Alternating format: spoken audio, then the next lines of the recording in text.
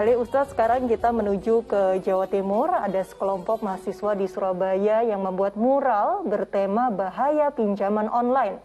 Pasalnya banyak masyarakat yang kini marak tertipu pinjaman online ilegal.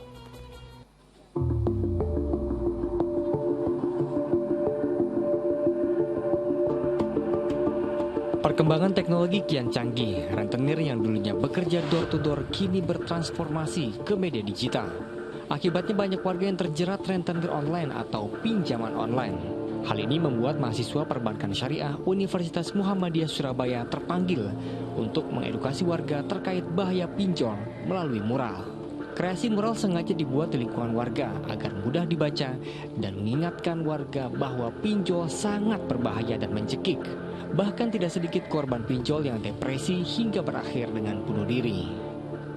Dalam rentenir dan juga pinjaman online yang mana bunganya cukup besar dan cukup mencekik. Dan salah satunya juga masyarakat yang masih ekonominya menurun atau menengah ke bawah. Jadi dihimbau untuk masyarakat untuk berhati-hati.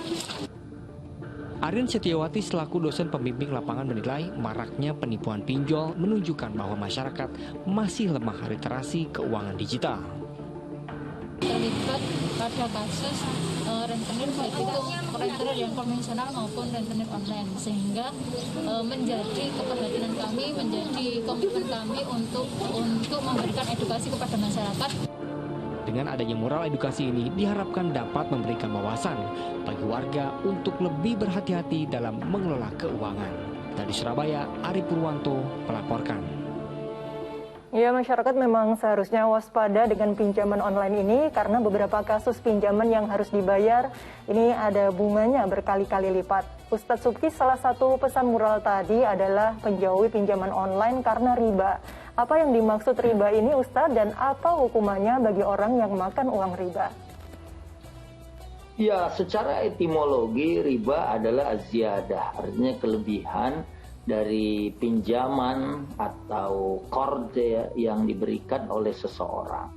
Nah, dari kata atau dari makna etimologi ini atau secara lugawi atau secara bahasa, ziyadah artinya ada penambahan ya, dalam bahasa sederhananya saat seorang meminjam 10.000 kemudian harus mengembalikan misalnya 10.100 gitu atau menjadi 11.000. Ya, ini kelebihannya ini adalah apa yang disebut dengan riba ya. Dan sebenarnya Allah sudah menghalalkan jual beli yang keuntungannya bisa saja lebih besar daripada riba ini gitu. Ya, misalnya seorang membeli salah satu alat rumah tangga 10.000, dia boleh jual 15.000 gitu, dan itu adalah merupakan satu keuntungan dari dirinya. Tapi kalau minjamnya uang, maka dia harus mengembalikan dalam jumlah yang sama dengan apa yang dia pinjam. Karena kalau ada kelebihan di situ, ada ziyadah di situ, maka itu adalah riba. Yang menurut surat Al-Baqarah ayat 275 disebutkan a'udzubillahi minasyaitonirrajim bismillahirrahmanirrahim alladzina ya'kuluna ar-riba la yaqumuna illa kama yaqumul ladzi yatakhabbathu asyaitanu minal mas. Jadi orang-orang yang makan riba itu dia sesungguhnya adalah orang yang tidak bisa berdiri dengan istiqrar, kecuali cara berdirinya seperti orang yang kemasukan atau kerasukan setan ya. Dan mereka juga mengatakan zalika bi annahum qalu innamal bai'u mithlur riba. Mereka juga mengatakan innamal bai'u mithlur riba. Sesungguhnya riba ini sama dengan jual beli. Nggak sama ya. Dan jual beli tadi saya sudah sampaikan, dia bisa mengambil keuntungan berapa saja, walaupun sesungguhnya mengambil keuntungan juga diukur, jangan sampai kemudian melampaui batas. Nah, dan Allah sudah menghalalkan jual beli, wa halallahu al-bai'a wa harrama riba. Allah menghalalkan transaksi jual beli dan mengharamkan riba ya, seperti pinjol-pinjol seperti ini ya. Ini adalah merupakan satu lembaga yang meminjamkan uang dan berjalan di dalamnya sistem riba. Apalagi sekarang banyak kita dengar dengan cara-cara penagihan yang tidak manusiawi, ya bahkan menghubungi kontak-kontak yang ada di kontak handphone kita, ya kadang kita juga nggak tahu orang itu siapa, ya maka kita juga ikut disebarkan aib orang-orang yang bertransaksi dengan lembaga tersebut. Ini mudah-mudahan pemerintah bisa melakukan tindakan yang tegas supaya lembaga-lembaga seperti ini juga betul-betul diawasi dan diperiksa izinnya, ya, dan bagaimana juga misalnya OJK apakah mereka terdaftar atau enggak, ya.